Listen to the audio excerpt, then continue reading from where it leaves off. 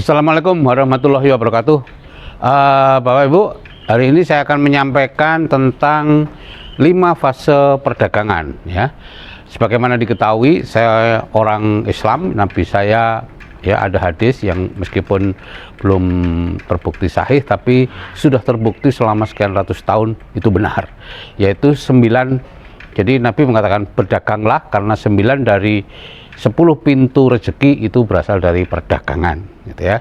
Nah, yang dimaksud dagang di sini tentu adalah dari produsen ke konsumen, ya, sebagai perantara antara produsen konsumen. Dan dalam perdagangan klasik, gitu ya, itu dari produsen ke konsumen itu apa yang dibeli konsumen 100 itu 40%-nya untuk produsen. Sedangkan yang 60%-nya itu untuk ini tadi yang menghantarkan dari produsen ke konsumen ya. Ada agen ya, agen tunggal, agen, kemudian distributor, pengecer besar, pengecer kecil dan lain-lain. Bisa 4 sampai 5 lapis itu gitu ya. Nah, kalau kita melihat proses perdagangan dari zaman dahulu kala ya, berabad-abad, ada 5 ini. Perdagangan 1.0, perdagangan 2.0, 3.0, 4.0 dan 5.0. Saat ini kita berada di 4.0 dan menuju ke arah 5.0 gitu ya.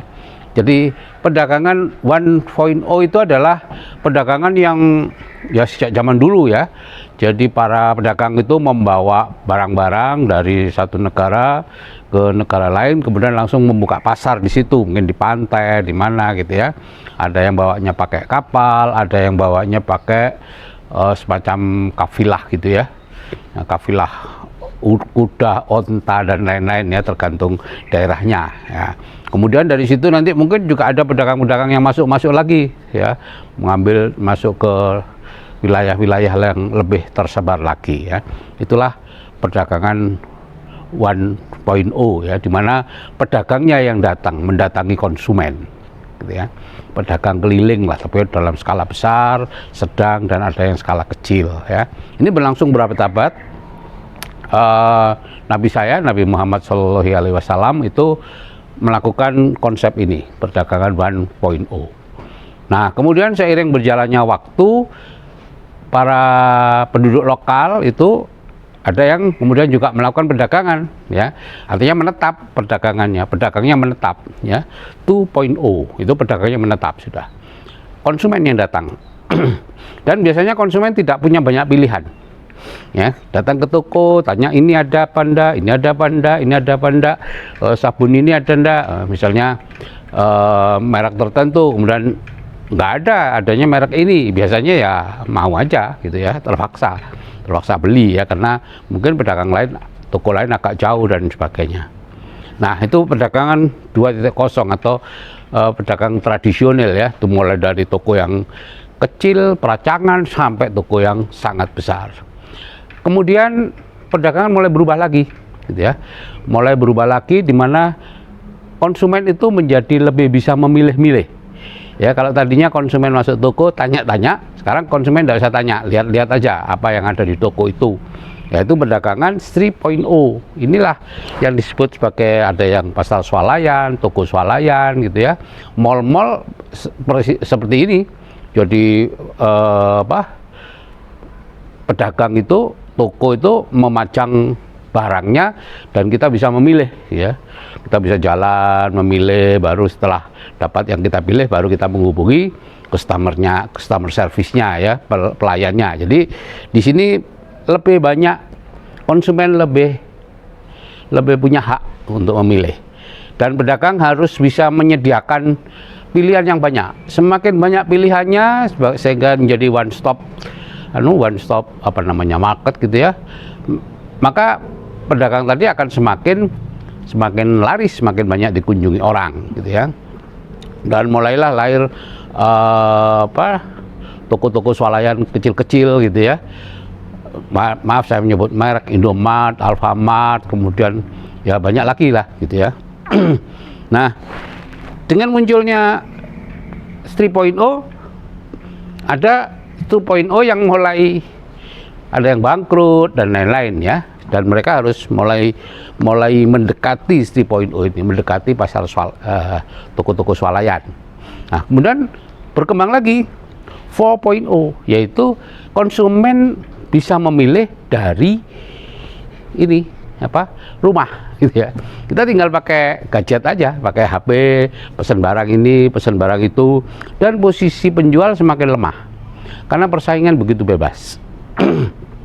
Di perdagangan 4.0 ini praktis penjual itu tidak bisa menjadi sangat kaya dan lain-lain, beda dengan yang 3.0. 3.0 mana kita punya tokonya makin besar, makin banyak cabangnya dan lain-lain, sehingga akhirnya menjadi makmur dan seterusnya. Tapi pada 4.0 tidak bisa begitu karena persaingan begitu ketat. Anda pasti tahu lah, kalau ada belanja online ya, itu kita tidak melihat tokonya siapa, toko mana, tapi kita melihat produk langsung, cari produk ya. Kalau belanja 3.0 aja kita masih cari toko, toko ini, toko itu, mall ini, mall itu gitu. Tapi pada 4.0 kita sudah di gadget itu tidak lagi terlintas mau beli di toko ini, tapi mau beli produk ini, kemudian baru kita lihat testimoni dan lain-lain itu. Jadi makin lemah dan nyaris tidak bisa kaya ya, karena persaingan begitu ketat. Ya, ada yang menjual nilainya sekian, ya, kemudian ada yang nyanyi. Nah, akhirnya pembeli ke sini karena banyak, maka dia mempekerjakan pegawai, ya, kemudian gaya hidupnya juga mulai berubah menjadi lebih mewah. Yang tadinya pakai sepeda motor jadi beli mobil dan lain-lain, akhirnya kebutuhan meningkat, nggak bisa lagi level hanya sekian, dia naikkan, ada lagi orang baru yang sekian, rame lagi ke sini, terus seperti itu akan terus. Harga makin lama juga makin murah, itu yang sekarang ini ya. Nah, sekarang ini sedang shifting ya, sedang peralihan dari 4.0 ke 5.0. 5.0 itu adalah perdagangan di mana dari produsen itu langsung ke konsumen ya, karena produsen juga melihat kalau lewat itu ini ke konsumen harganya mahal. Ada produsen lain yang sejenis bisa jual lebih murah karena bisa langsung, dan seterusnya. Akhirnya terjadilah persaingan seperti itu ya, persaingan untuk lebih memurahkan, akhirnya jadi official. Sekarang Anda pasti sudah melihat lah di marketplace itu ada official marketplace dan lain-lain yang penjualnya itu ya produsennya sendiri gitu ya, produsennya sendiri yang menjual. Sehingga kalau dari shifting atau perubahan dari 3.0 ke 4.0 ini membawa korban banyak sekali, ada mall yang tutup, toko-toko swalayan tutup dan lain-lain, maka nanti pada gilirannya, mohon maaf, akan banyak juga pedagang-pedagang online yang juga akan tutup karena perusahaan-perusahaan atau produsen-produsen sudah mulai lagi menjual ke anunya ya. Itu ada dalam buku Robert T. Kiyosaki ya, Bisnis Abad 21, atau juga di bukunya Donald Trump dan Robert T. Kiyosaki, Why We Want You to Be Rich. Itu sudah dijelaskan, meskipun buku itu sebetulnya diterbitkan abad 20, tapi itu sudah mulai disampaikan bahwa pada akhirnya perdagangan akan mengarah ke sini. Dan ada dua caranya di 5.0 ini, dari produsen langsung ke konsumen. Yang pertama adalah langsung, itu adalah produk-produk yang tidak sering dipakai ya, alat pertukangan atau produk apa, itu orang kan membeli tidak setiap hari membeli, tidak setiap bulan membeli barang yang sama gitu ya, mungkin sekali beli, setahun lagi, 2 tahun lagi baru beli lagi. Maka itu ya seperti biasa, dari produsen langsung ke konsumen lewat online gitu ya. Tapi ada juga yang produk yang sifatnya consumer good ya, yang orang itu pakai terus, maka di sini akan muncul produsen akan mengadakan semacam jaringan konsumen gitu ya, sehingga produsen juga akan memberi benefit atau keuntungan kepada konsumen-konsumen yang membangun jaringan konsumen yang loyal ya. Itu akan terjadi, dan bahkan beberapa sudah melakukan itu meskipun saat itu belum dikenal gitu ya. Sudah melakukan itu dan belum dikenal sehingga banyak disalahpahami dan sebagainya, tapi nanti akan ke sana. Oke, saya kira itu Bapak Ibu. Jadi sekarang ini kita sedang dalam fase shifting ya, perubahan dari 4.0 ke 5.0 gitu ya. Dan Anda silakan menyesuaikan diri dengan ini. Jadi kalau sudah mendekati 5.0 seperti ini, Anda jangan main di 3.0, buka toko swalayan atau apa, ya itu nanti akan hilang itu dengan sendirinya gitu ya. Kecuali Anda memperkuat online-nya ini gitu ya. Anda memperkuat online, tapi pada akhirnya juga akan tergeser dari produsen ke konsumen. Anda akan melihat sekarang, ini sudah mulai dilihat ini ya, di banyak pengusaha retail yang melihat ini, sehingga mereka mulai menjadi produsen ya.